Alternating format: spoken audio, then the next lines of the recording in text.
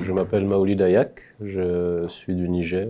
J'ai grandi d'abord jusqu'à l'âge de 9 ans dans une ville qui est au centre du Niger, qui est une des plus anciennes de l'Afrique de l'Ouest, qui est un berceau de culture, de brassage, qui est une ville vraiment très riche. Et ensuite à Niamey jusqu'à l'âge de 15 ans, à la capitale.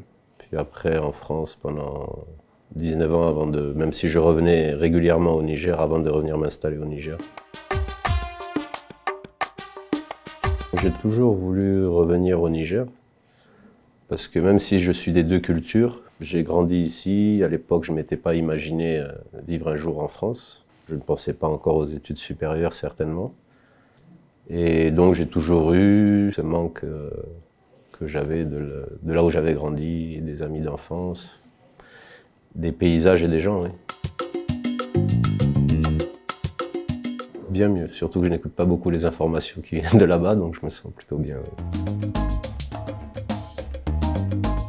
J'ai toujours voulu faire la promotion du tourisme parce que d'une part j'ai grandi dedans et j'ai trouvé que c'était important aussi pour l'émergence du pays. Donc ça a toujours été moi dans ma dynamique. Bien sûr, c'est de faire parler du Niger à l'étranger, des réussites, des beautés du Niger, mais c'était aussi travailler pour promouvoir le tourisme endogène parce qu'on en a besoin pour créer de l'emploi et que les gens aussi découvrent leur pays parce que c'est un très vaste pays et on ne peut pas le développer entre guillemets si on n'en connaît pas toutes les réalités socio-culturelles des différents terroirs. Il y a une diversité de paysages exceptionnels au-delà de la culture.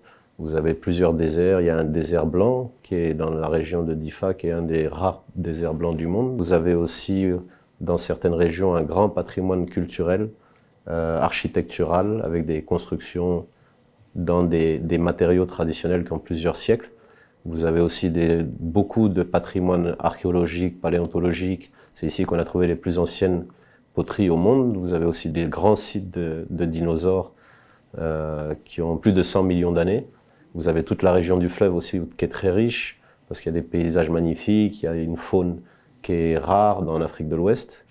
Et vous avez aussi dans cet endroit-là beaucoup de patrimoine historique, de l'âge de fer, quand on a commencé à travailler le fer en Afrique. Vraiment, c'est un pays très riche et que j'invite tout le monde à venir découvrir un jour.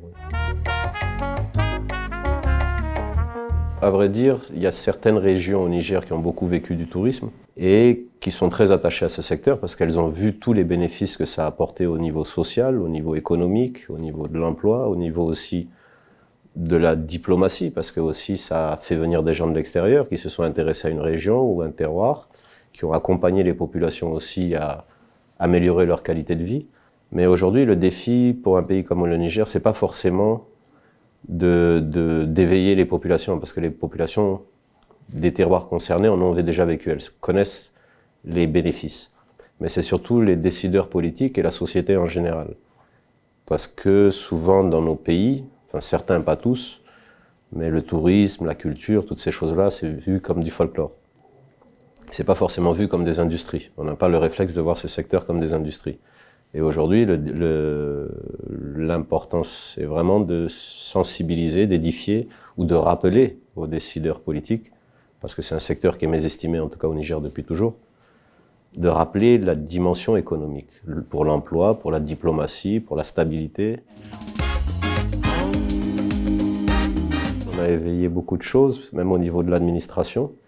L'administration aussi s'est beaucoup remis en question ces dernières années, du secteur touristique. Surtout, on a donné envie aux Nigériens, beaucoup de jeunes, surtout à travers les réseaux sociaux, à des jeunes d'avoir envie d'aller découvrir leur pays. C'est pas toujours facile parce que le pays est très vaste. Il y a certaines régions qui coûtent très très cher à visiter, mais il y en a d'autres qui sont plus ou moins abordables. Donc je pense qu'il y a aujourd'hui beaucoup de jeunes gens au Niger qui ont envie d'aller découvrir leur pays. Ceux qui n'étaient pas forcément un réflexe avant. On allait beaucoup vers l'étranger, pas forcément vers le Niger. Ou pareil, les agences de voyage, par exemple, qui étaient d'une certaine région, qui faisaient la promotion du Niger à l'étranger, ne proposaient pas aux Nigériens de circuits touristiques. Aujourd'hui, elles ont commencé à le proposer. Les agences, par exemple, de la capitale, qui étaient plutôt habituées à vendre des séjours ou des voyages à l'étranger, commencent à essayer